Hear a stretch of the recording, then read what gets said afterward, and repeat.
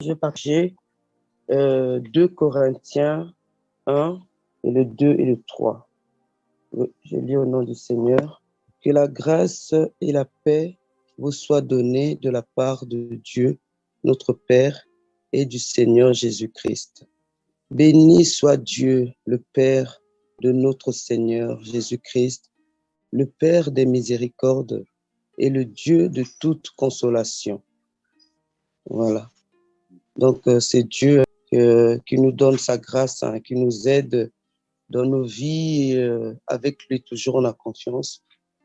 Oui, on peut que se confier à notre Seigneur qui nous bénit, qui nous donne la force, le courage toujours. Et je vais prendre le psaume 94, le psaume 94, 19. Oui. Quand les pensées s'agitent en foule au-dedans de moi, tes consolations réjouissent mon âme. Donc, je parle toujours de notre Seigneur parce que il est toujours omniprésent, hein, dans nos paroles.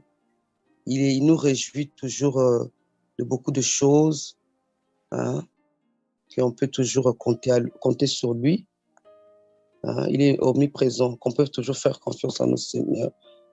Nos paroles, nos actes, hein, on peut pas, on est toujours dedans en fait, on est toujours dedans, hein, dans la prière, hein, penser à Dieu, faire tout ce qu'on doit faire, c'est au fait, ça mène toujours à Dieu, quoi. On peut pas faire un truc qui n'est pas de Dieu, quoi. Parce qu'on fait des choses bizarres, on fait des choses méchantes. Là, on n'est plus en Dieu, ça. Hein? On peut toujours faire des choses bien, réjouir à notre Dieu, aider nos amis, faire des choses vraiment bien, quoi. Parce que notre Seigneur est toujours là. Voilà. C'est ça que je voulais dire. Amen. Sois béni, ma soeur. Ouais. Ok. Gloire à Dieu. Merci. Ça nous a fait du bien de savoir qu'il faut toujours se confier en Dieu et de réaliser qu'il est toujours là, malgré nos difficultés, et que nous puissions aussi effectivement rechercher la paix, la joie, faire les choses bien et non faire ce qui est mal. Merci, ma soeur. Que Dieu te bénisse. Ça m'a fait du bien aussi. Voilà, je laisse la parole à notre sœur Obed, si tu as un verset à nous partager pour nous fortifier. Voilà, quand on dit la parole, hein, donc exhortez-vous mutuellement. Oui, on va partager dans Deutéronome 5, verset 1 jusqu'à 9. Deutéronome 5, verset 1 jusqu'à 9. Que Dieu bénisse sa parole. Moïse convoqua tous les Israélites et leur dit: écoute, Israël, les prescriptions et les règles que je vous fais entendre aujourd'hui, apprenez-les et mettez-les soigneusement en pratique. 2. L'Éternel, notre Dieu, a conclu une alliance avec nous à Horeb. Ce n'est pas avec nos ancêtres que l'Éternel a conclu cette alliance, c'est avec nous qui sommes ici aujourd'hui, tous vivants. L'Éternel vous a parlé face à face sur la montagne, du milieu de feu. Je me suis alors tenu entre l'Éternel et vous pour vous annoncer la parole de l'Éternel. En effet, vous avez peur du feu et vous n'êtes pas monté sur la montagne. Il a dit: je suis l'Éternel ton Dieu qui t'ai fait sortir d'Égypte, de la maison d'esclavage. Tu n'auras pas d'autre Dieu devant moi. Tu ne feras pas de sculpture sacrée ni aucune représentation de ce qui est en haut, dans le ciel, en bas, sur la terre et dans les eaux, plus bas que la terre. 9.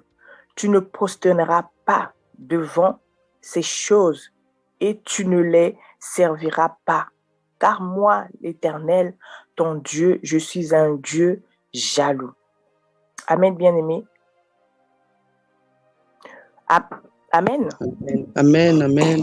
Amen, ma soeur. Je punis la faute des pères sur les enfants jusqu'à la 3e et la 4e génération de ceux qui me détestent. Là, nous voyons que Dieu était en train de parler à Moïse pour les peuples d'Israël. Il ne veut pas que son peuple puisse mettre un autre Dieu ou quelque chose devant lui parce que avant lui parce que c'est un Dieu jaloux. Donc là, le Dieu veut nous simplement dire que on doit passer Dieu avant toute chose. Dieu ne peut pas être derrière nos choses. Il veut être devant. Il veut être passé devant avant toute chose. Donc, il veut se dire, il veut nous dire que on doit mettre notre Dieu en première position. On doit mettre Dieu la priorité de nos vies, la priorité dans nos familles. Parce qu'aujourd'hui, on place beaucoup de choses avant Dieu. On place le matériel avant Dieu. Dieu a vu cela dans les enfants d'Israël. Ils ont oublié que c'est ce Dieu-là qui les a fait sortir dans le pays d'Égypte, là où ils étaient en captivité, là où ils étaient esclaves. Mais arrivés dans le désert, les enfants d'Israël, ils ont oublié ce que Dieu a fait. Mais maintenant, les enfants d'Israël veulent maintenant élever d'autres choses. Élever des Dieu, ça l'a pas plu. C'est pour cela qu'ils voulaient rappeler. Aujourd'hui aussi, quand nous voyons le monde, quand nous voyons des chrétiens, on se dit chrétien, mais on passe d'autres priorités, nos priorités à nous avant Dieu.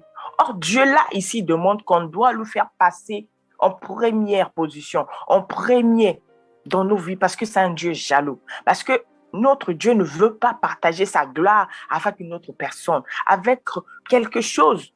Il veut être seul. Il veut être la gloire de notre vie. Même nos enfants doivent être en deuxième position. Dieu doit passer en première position. Même nos projets, même ce que nous voulons de plus cher. Parce qu'aujourd'hui, les enfants de Dieu passent des choses avant Dieu. Mais Dieu vient nous rappeler que lui devait être en première position. On doit laisser la place à Dieu. On doit laisser toute la place. C'est lui qui va commander nos vies. C'est lui que nous allons faire sa volonté. On ne peut pas faire notre propre volonté. On ne peut pas faire notre propre désir. On va faire le désir de Dieu. Après, notre désir vient après. C'est ça que Dieu veut nous dire ce matin, qu'on doit lui mettre en première position. On doit placer Dieu là où il faut, parce que c'est lui le créateur de toutes choses. Aujourd'hui, on court derrière les matériels. Aujourd'hui, on court derrière la gloire. Mais on oublie que c'est Dieu qui donne la gloire. On oublie que c'est Dieu qui donne les matériels. Nous devons plutôt courir devant Dieu. Parce que nous devons courir devant Dieu parce que devant Dieu, ça vient les matériels. Au fait, quand on met Dieu en première position, c'est lui qui nous bénit. C'est lui qui peut nous donner ce que notre cœur désire. Donc, nous n'avons que le choix, nous avons que ça là, de mettre Dieu en première position. Et on ne peut pas adorer les choses que nous avons créées nous-mêmes, les choses que nous avons créées donc, par des propres mains. On ne peut pas adorer nos enfants. On ne peut pas adorer nos maris, on ne peut pas adorer nos femmes, on ne peut pas adorer, je sais pas, des présidents, on ne peut pas adorer des sculptures. Voilà. Il y a d'autres personnes qui adorent des photos, il y a d'autres personnes qui adorent des prophètes, il y a d'autres personnes qui adorent des Jésus qui ont été sculptés par un homme. Dieu n'est pas une sculpture en fait. Dieu n'est pas un croquis.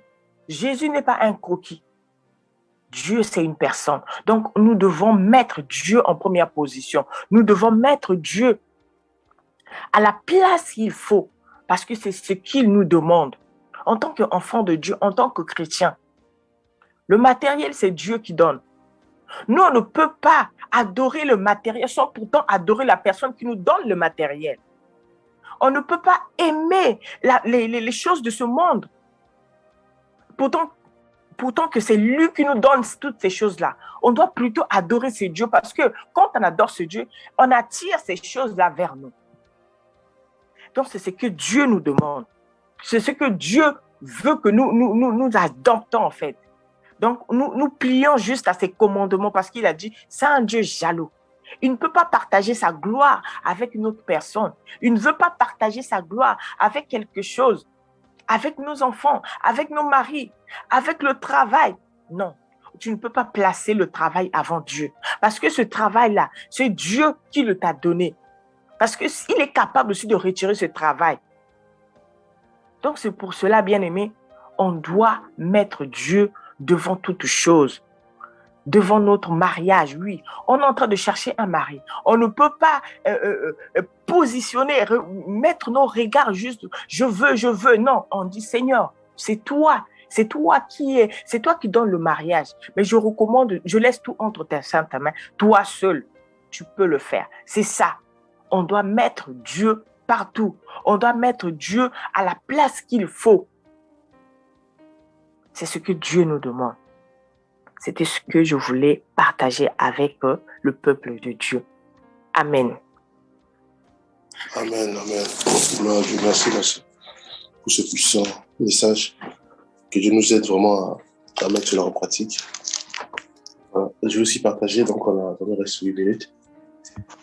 Je vais aussi partager, donc je vais partager sur un verset. Bon, ça va être plutôt l'histoire de Nicodème et notre Seigneur Jésus-Christ, qui posait des questions de savoir comment naître de nouveau, comment devenir chrétien, comment avoir le salut, comment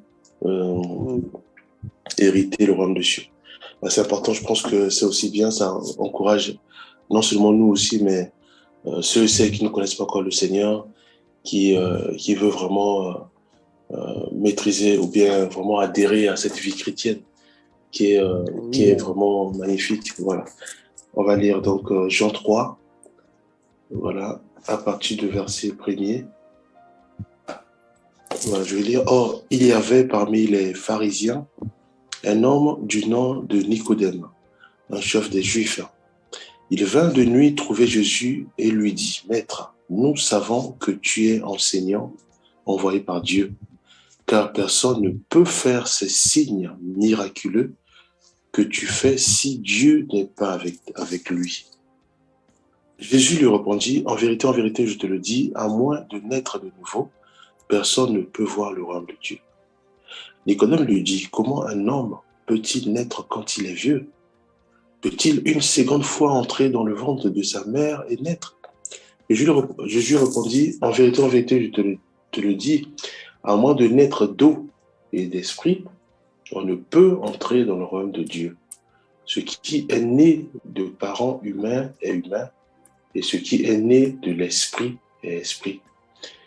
Ne t'étonne pas que je t'ai dit, il faut que vous naissiez de nouveau. Le vent souffle où il veut, et tu entends le bruit, mais tu ne sais pas d'où il vient, ni où il va. C'est aussi le cas de toute personne qui est née de l'esprit. » Nicodème reprit la parole et lui dit, « Comment cela peut-il se faire? » Jésus lui répondit, « Tu es enseignant d'Israël et tu ne sais pas cela. En vérité, je te le dis, nous disons ce que nous savons et nous rendons témoignage de ce que nous avons vu.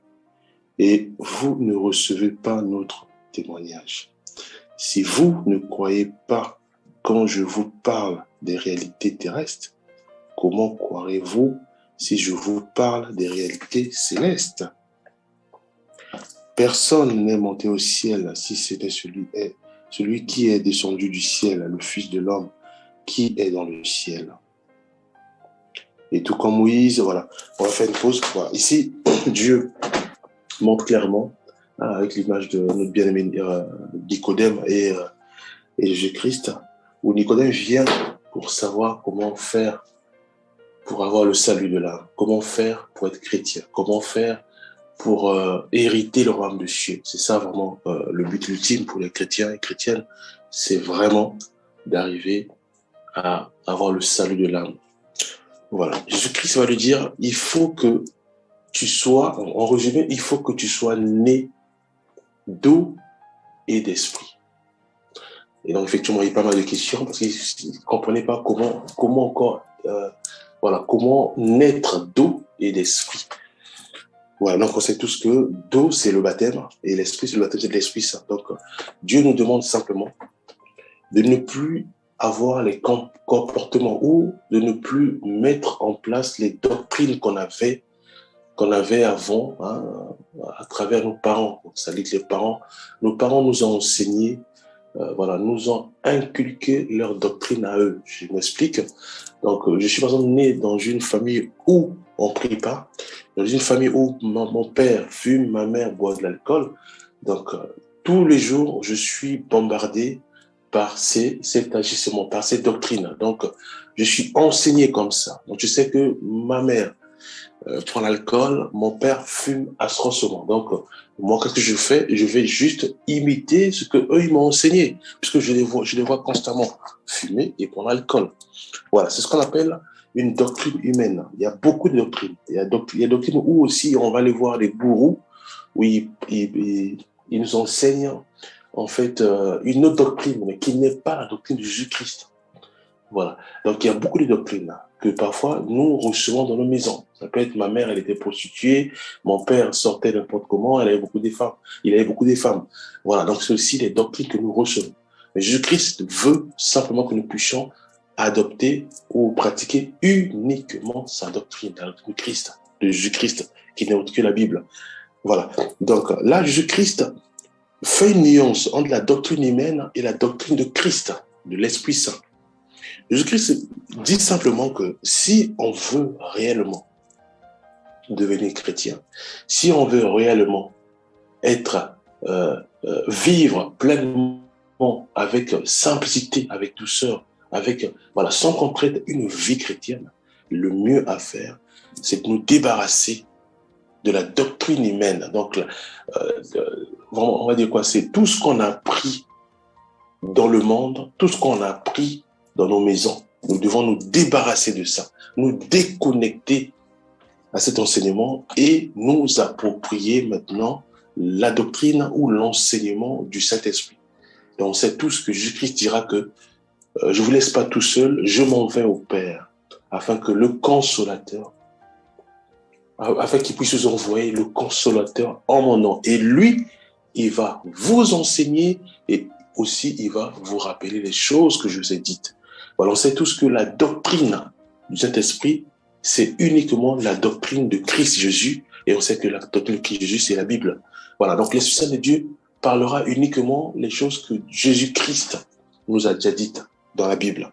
Voilà la doctrine de Christ. Donc Jésus-Christ va simplement dire à Nicodème, le mieux à faire, c'est de te débarrasser de tout ce que tu as appris comme enseignement au niveau du monde et au niveau de tes parents, mais de t'approprier de l'enseignement du Saint-Esprit, de la Bible. Et on sait tous, quand on lit la Bible, si on lit ça comme un roman, on ne va rien comprendre.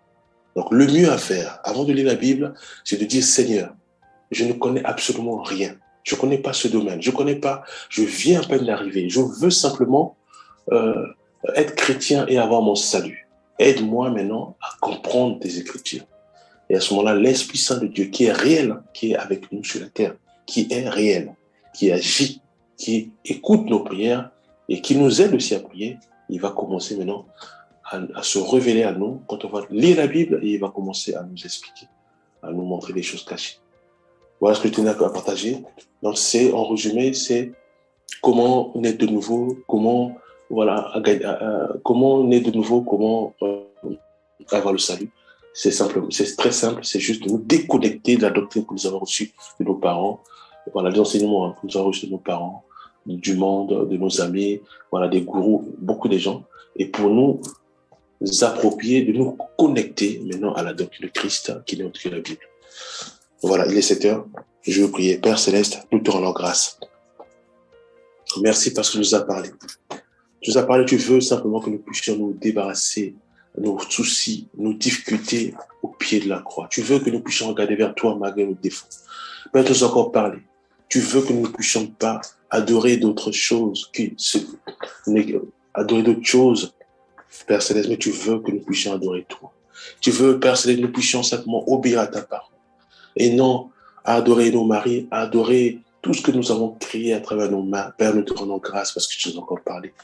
Tu veux que nous puissions nous déconnecter de la doctrine que nous avons reçue de nos parents, du monde, pour nous attacher à ton Esprit Saint. Père, aide-nous maintenant. Aide-nous à y parvenir, car nous sommes faibles. Aide-nous, Père Céleste, à mettre en pratique tout ce que tu nous as enseigné. Tu nous as exhortés, tu nous as parlé. Père, nous croyons que tu vas le faire. Au nom puissant de Jésus-Christ, nous avons ici prié. Amen.